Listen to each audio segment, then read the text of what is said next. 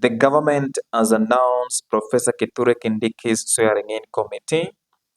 Now, Professor Abraham Kithure Kindiki will be sworn in tomorrow at KICC from 10 a.m. in the morning, and this means he is going to become the third deputy president under the 2010 constitution. What will Rigathi Gachagua do? That is the breaking news that we're getting right here on this project. But allow me to dive in and tell you what Professor Kithure Kindiki should do once he is sworn in as the Deputy President of the Republic of Kenya.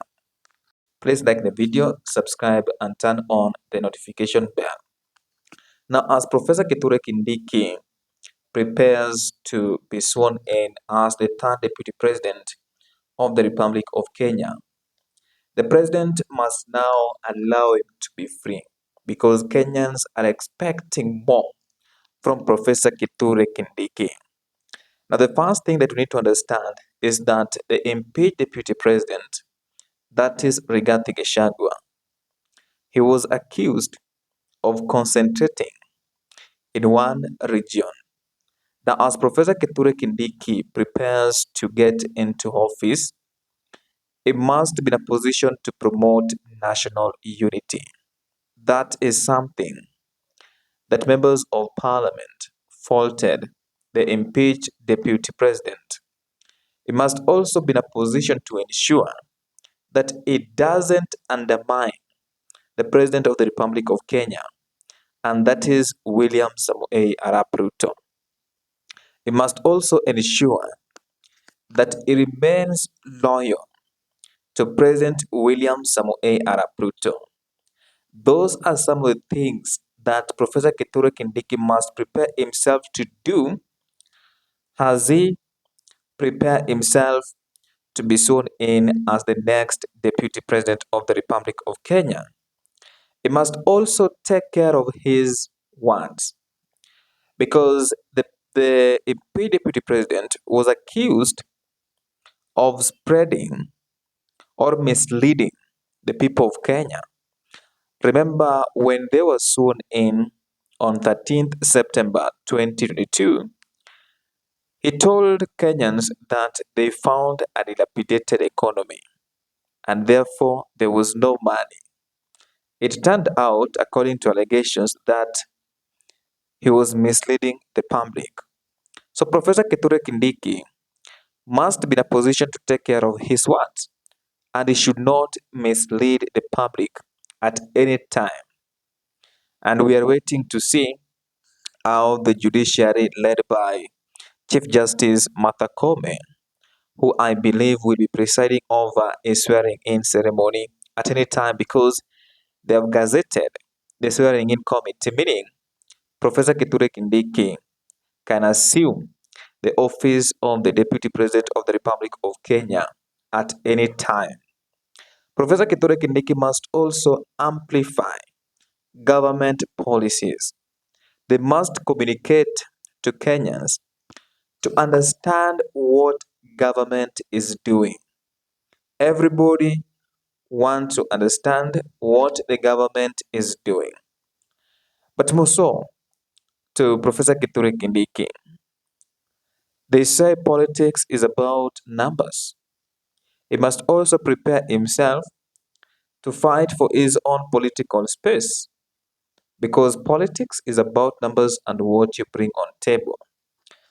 But due to their relationship with the current president, that is William Samoei Arap Ruto, becoming a deputy president, especially from Mount Kenya region, it means there are people from Mount Kenya West who feel betrayed by William Samoei Arap Ruto. Now he's having a hard task ahead.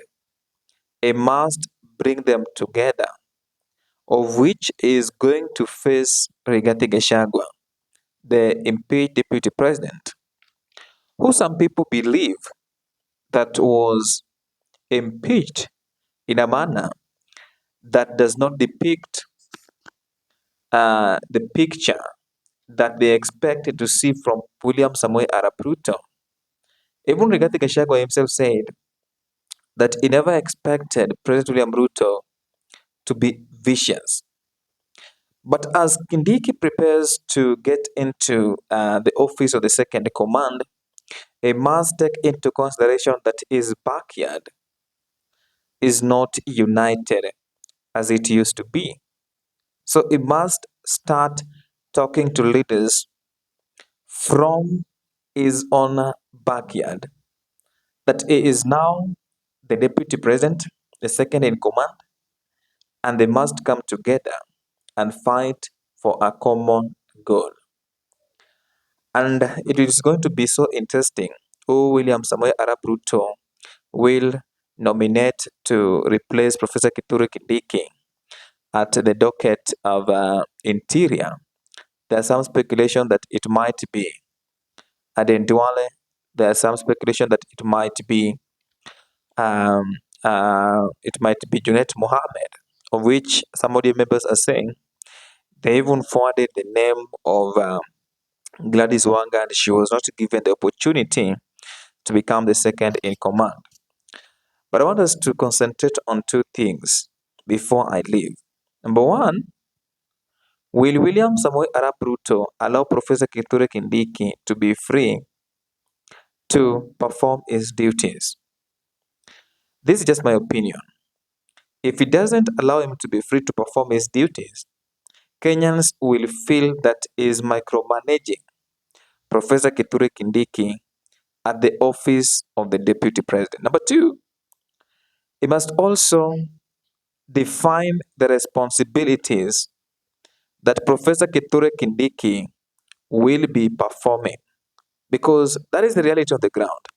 After he's sworn in, there must be a possibility that if he doesn't define the responsibilities of the incoming deputy president, then there will be a problem.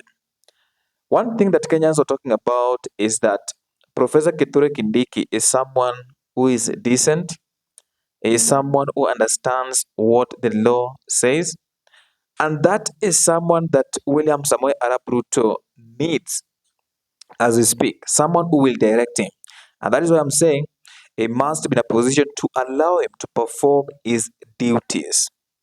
And I'm looking forward to see whether Raila Odinga will attend the swearing-in ceremony for Professor Abraham Kithure Kindiki.